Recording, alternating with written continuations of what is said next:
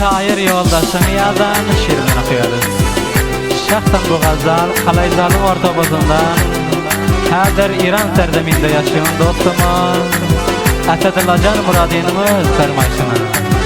Dostları Şafiqullah Dinsuz, Nesimullah Cihan'ın fermayşları var. Yeştik Abdullah Osmani sesinde.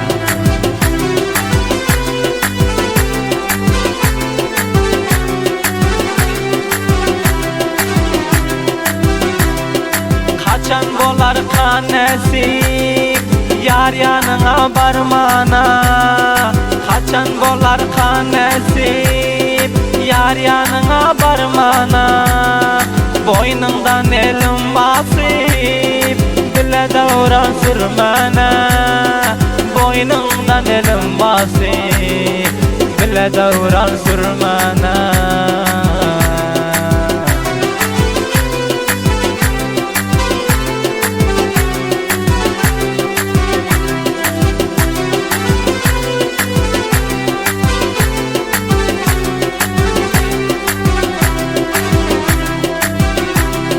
Ayrılıp men har boldum, gamlara duçar boldum. Ayrılıp men har boldum, gamlara duçar boldum. Sebebi köp zar boldum, gül yüzünü görmene. Sebebi köp zar boldum, gül yüzünü görmene. Kaçan bolar kanesi yar yanına barmana.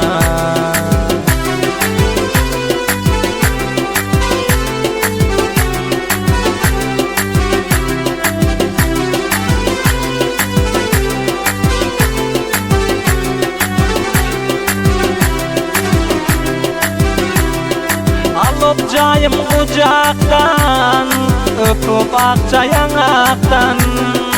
Alıp cayım kucaktan, öpüp akça yanaktan.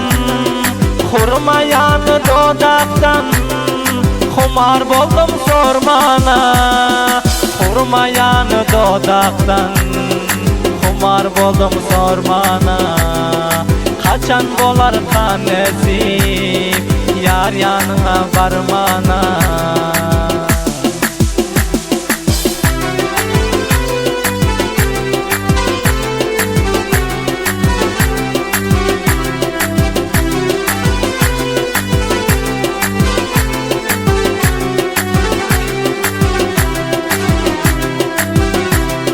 Gepleşip sen telefonda 5-6 saat günde. Sözleşip sen telefonda 5-6 saat günde. Takat koymadın mende, koyup harmana. Kaçan bolar kanesip yar yanına barmana.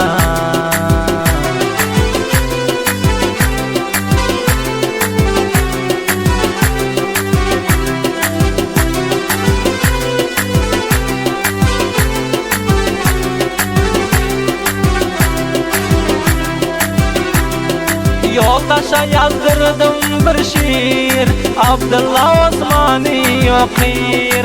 Yoldaşa yazdırdım bir şiir, Abdullah Osmani okir. Eşitkim Esedillah'dir, mecbur gaytdım İran'a. Kaçan bolar kanesi yar yanına barmana. Boynundan elim basip dile davran sürmene.